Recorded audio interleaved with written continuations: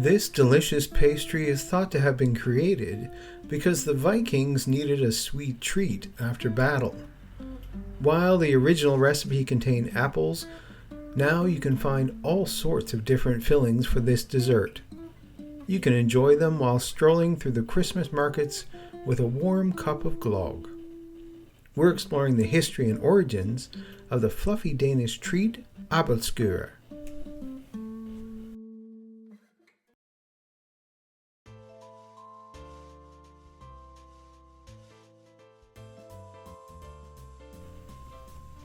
I'm your host, Glenn Warren, and welcome to another serving of Seasons Eatings, the podcast which explores the history and origins of your favorite Christmas foods. Seasons Eatings can be found wherever you download your favorite podcasts. And if you haven't already, I would ask you to subscribe. That way you won't miss an episode when it's released, and all future episodes will be available without you having to search for them. If you can please take a minute and leave me a 5-star review, I would greatly appreciate it. And if you let me know you've left a review, I'll send you a Seasons Eating sticker as a personal thank you. And if you can't leave a review, then all I ask is to share this podcast with anyone you think will love to learn more about our favorite Christmas foods. Seasons Eatings is also found on Facebook, Instagram, YouTube, and Blue Sky. All the links can be found in the show notes, which are at seasonseatingspodcast.com. And while you're there, you can buy me an eggnog. Just click on the little cup at the top of the page and leave a donation for as little as $3.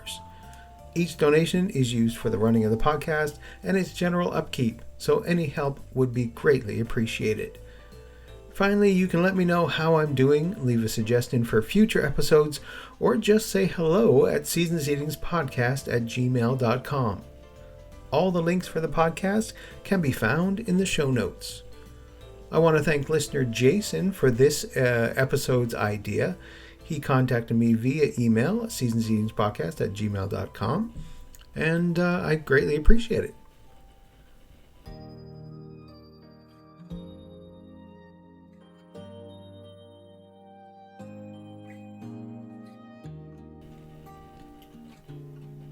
Aebleskiver are spherical Danish snacks made from a fried batter. The name literally means apple slices in Danish, although slices of apples are not an ingredient in most present-day versions. The crust is similar in texture to European pancakes, but with a light and fluffy interior similar to a Yorkshire pudding. In Denmark, Aebleskiver are less common in restaurants than they are at casual family dinings. They can also be found being sold on the street in vendors in the winter, and they're traditionally served with jam and powdered sugar, and 3 are placed on a plate at a time. They are traditionally eaten during the Christmas season and are often served with glogg, a Scandinavian mulled wine. I've done an episode on glogg just a few seasons back, so I will put the link to that episode in the show notes.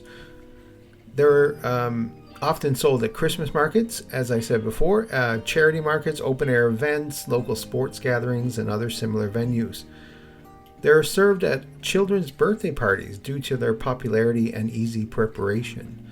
So, voluntary associations gain profit from preparing them from a pre-fried frozen stage and selling them usually 3 at a time with the usual condiments. You can even buy them frozen in supermarkets and just sort of warm them up and toss them with a little bit of powdered sugar.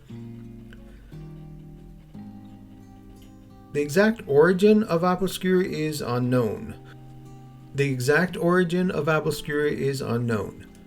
One popular speculation is that a band of Vikings were part of a difficult battle, and when they returned to their ship, they wished to cook a meal similar to pancakes, but they didn't have the proper cookware, so they greased their dented shields and poured the batter on them while the shields were over a fire.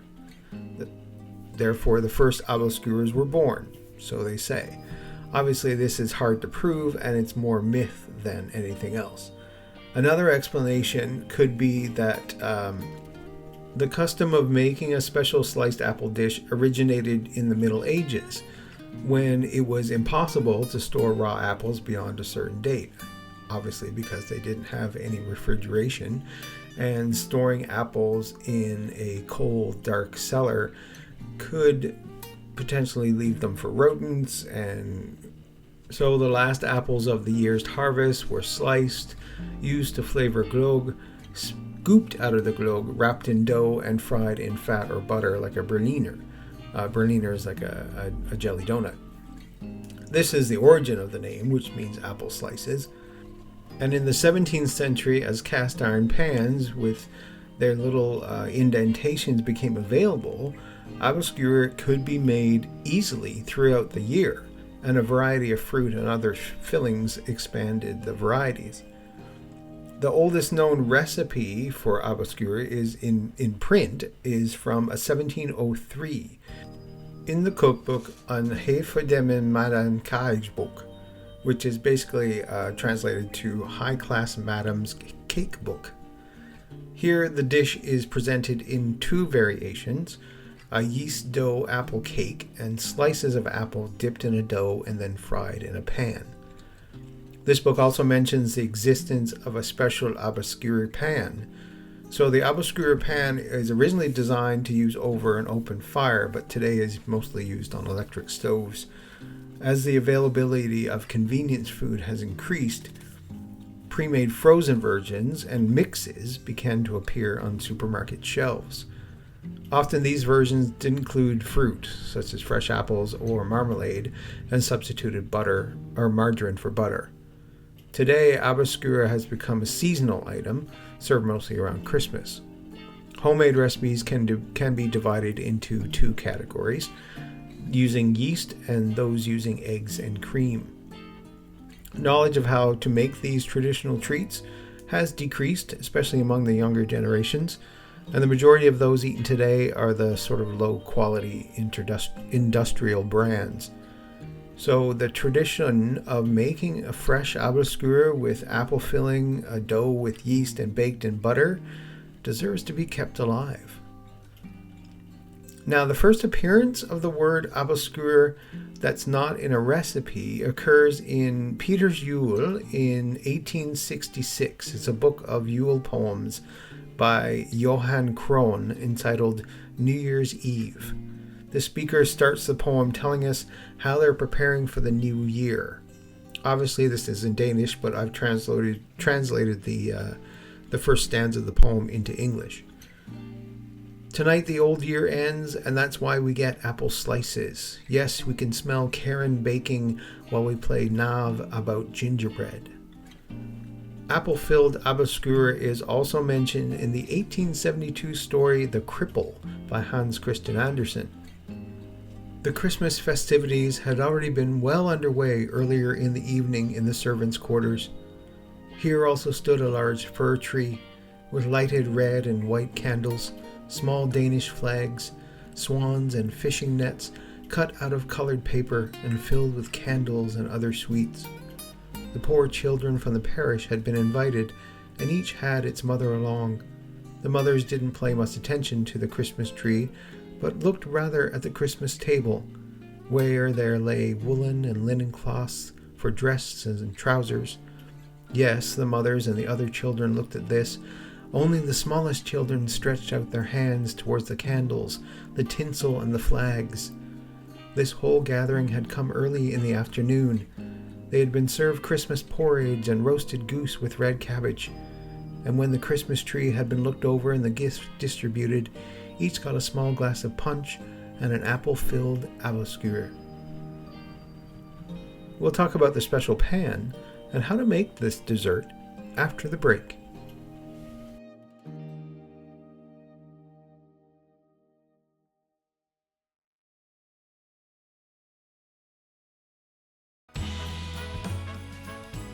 Don't you wish the holidays would last the entire year? Well, now it can. Head on over to mymerrychristmas.com where you can enjoy the holidays all year long. You can chat with other Christmas enthusiasts on any topic you can think of. Movies, books, cooking, decorating, anything. If it's about Christmas, it's here. Joining My Merry Christmas is completely free. But if you become a Premier member, you can enjoy extra bonuses such as a yearly Christmas card exchange and Kringle Radio, Santa's exclusive Christmas radio station. For only $19.95, you can become a Premier member of mymerrychristmas.com for a full year. So head on over to mymerrychristmas.com and start enjoying Christmas all year long.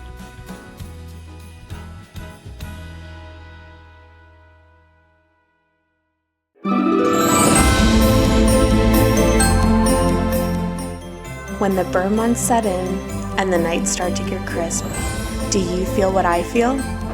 Hi, I'm Ashley, and I'm the voice behind the Magic of the Season podcast, where we talk nostalgia, holiday history, movies, music, and of course, the big man himself.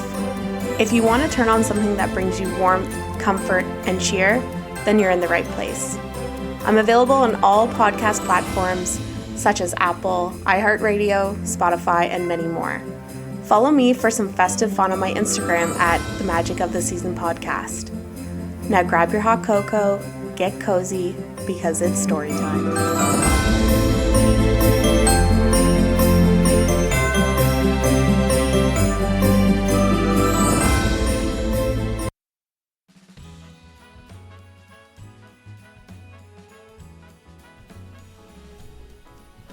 While the story of Vikings cooking their Aebleskiver on shields sounds impressive, it does seem a bit fantastical, if not a little bit unsanitary.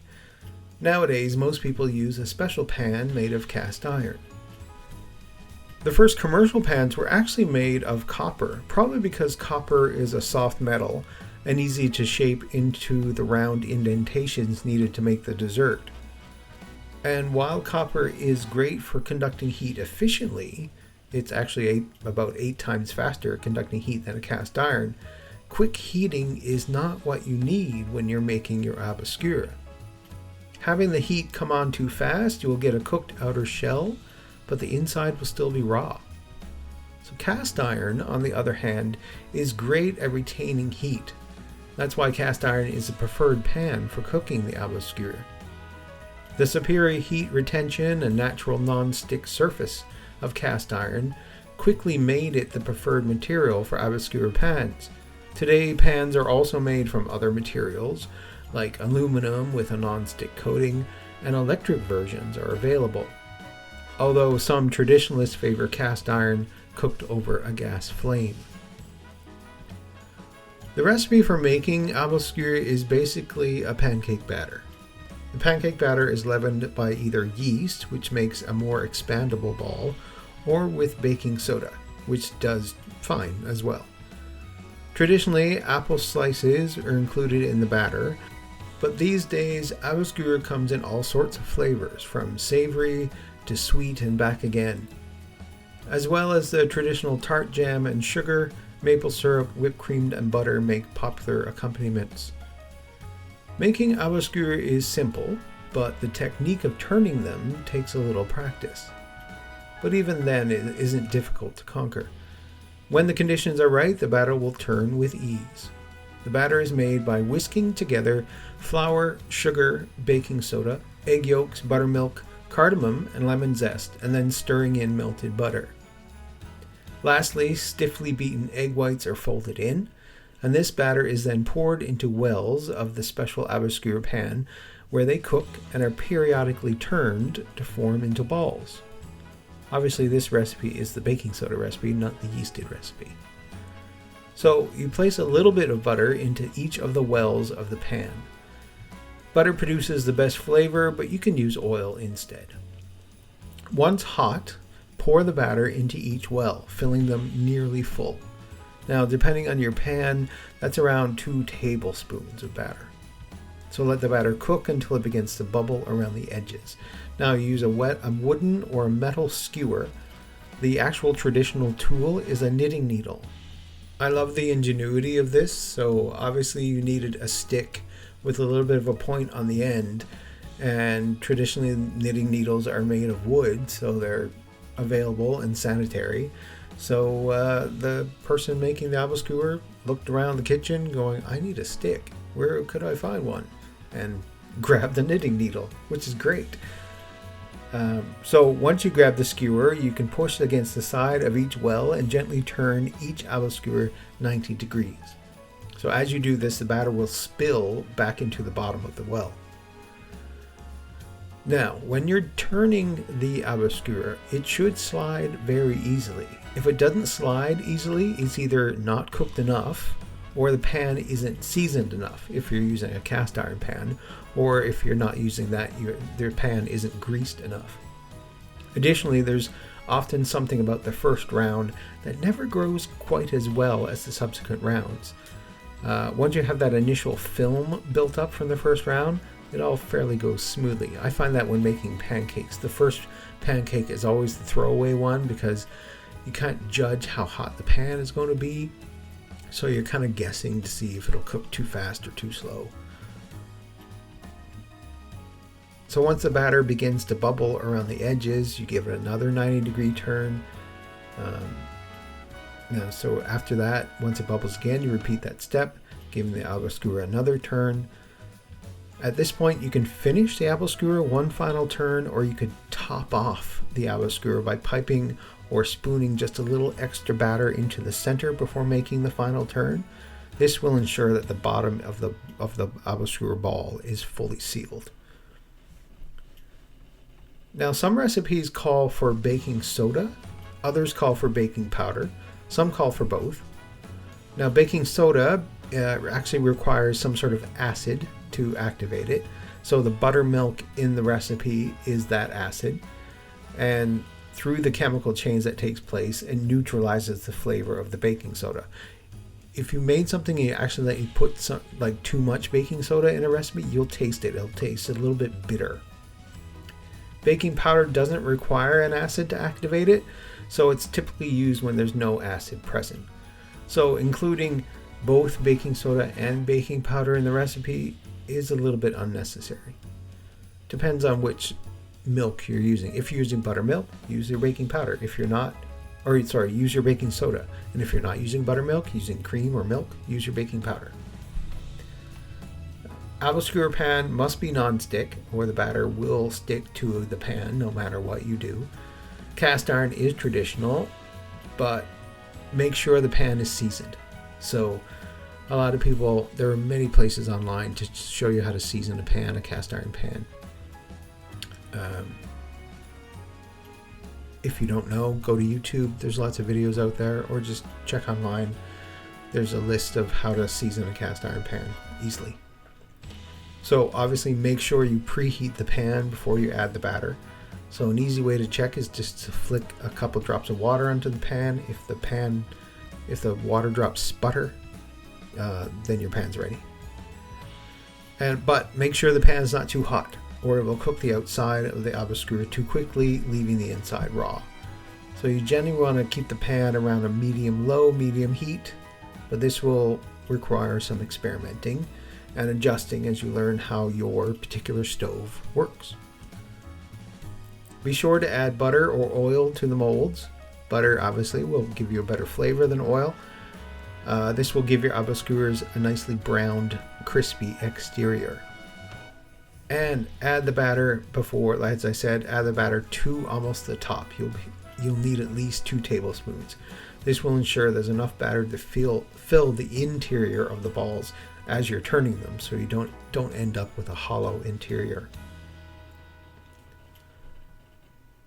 Now, to get the perfectly round ball, you're going to need it to turn at least 3 times, probably 4 times.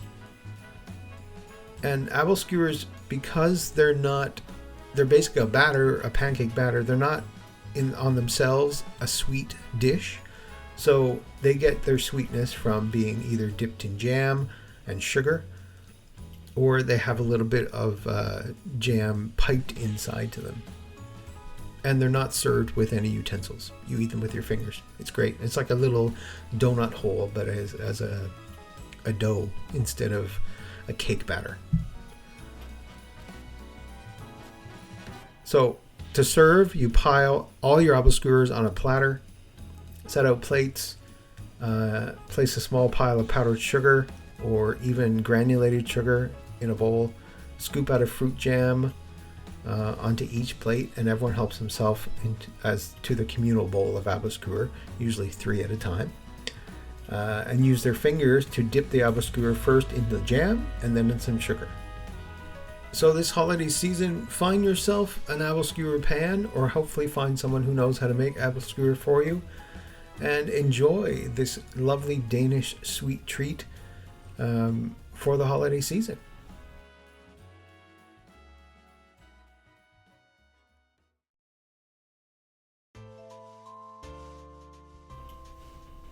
I'm your host, Glenn Warren, and thank you for listening to this serving of Seasons Eatings. Seasons Eatings is available on YouTube, Blue Sky, and wherever you get your favorite podcasts. Please, if you can leave a review about the show so we can spread the Christmas cheer. Also, I would love to hear from you. Send me an email at seasonseatingspodcast@gmail.com. Let me know how you like the show, suggestions for a future episode, or just say hi. And if you let me know you've left a review, I'll send you a Seasons Eating sticker as my personal thank you.